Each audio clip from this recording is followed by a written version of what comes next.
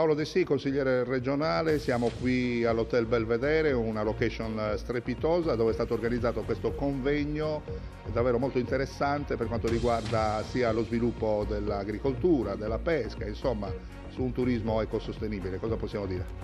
Possiamo dire che questo territorio ha una vocazione agropastorale e se aggiungiamo la pesca sono degli elementi fondamentali che conciliano in maniera stretta con le direttive europee di ecosostenibilità del lavoro e dell'ambiente.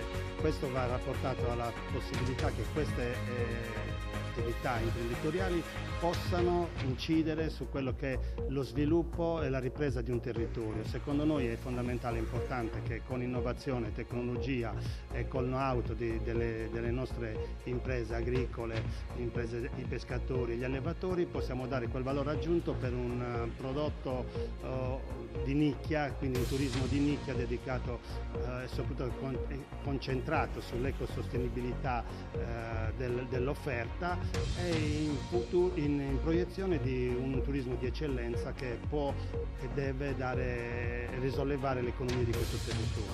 In sinergia possiamo trovare tutte quelle componenti giuste e le risorse che l'Europa mette a disposizione per fare un distretto del turismo sostenibile. Ecco, a tal proposito, per quanto riguarda lo sviluppo turistico, bisogna assolutamente cercare di incentivare anche i viaggi, quindi i prezzi devono essere concorrenziali rispetto magari ad altre zone, no?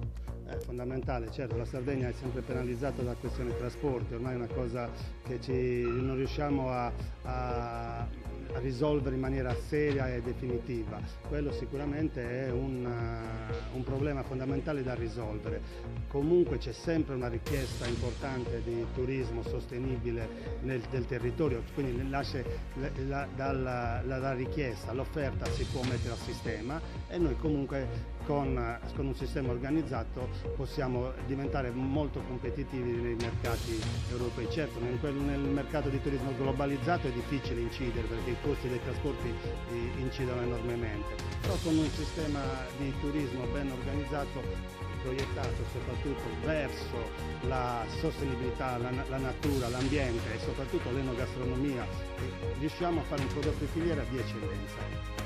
Allora cosa possiamo dire, cosa possiamo promettere ai sardi, insomma, per il prossimo futuro? Lo chiediamo proprio a te, sei consigliere regionale. Ai sardi tanto le promesse sono che l'impegno nei confronti di una progettualità importante e forte per questo territorio andrà fatta. Noi ci metteremo la politica, soprattutto deve rimettersi a fare politica e quindi a programmare quelle che sono le iniziative a sostegno dell'imprenditoria di settore, in questo caso qui stiamo parlando, come abbiamo detto, di turismo strettamente legato a un territorio, alle vocazioni naturali di un territorio. Ecco, su queste basi noi possiamo sicuramente costruire un progetto che oggi manca nella sua concretezza dal punto di vista, c'è nell'ideologia, c'è nella volontà, c'è, manca nel sistema, quindi bisognerebbe mettere a sistema, bisogna anche formare le persone e quindi creare tutti quei presupposti affinché le risorse anche europee possano essere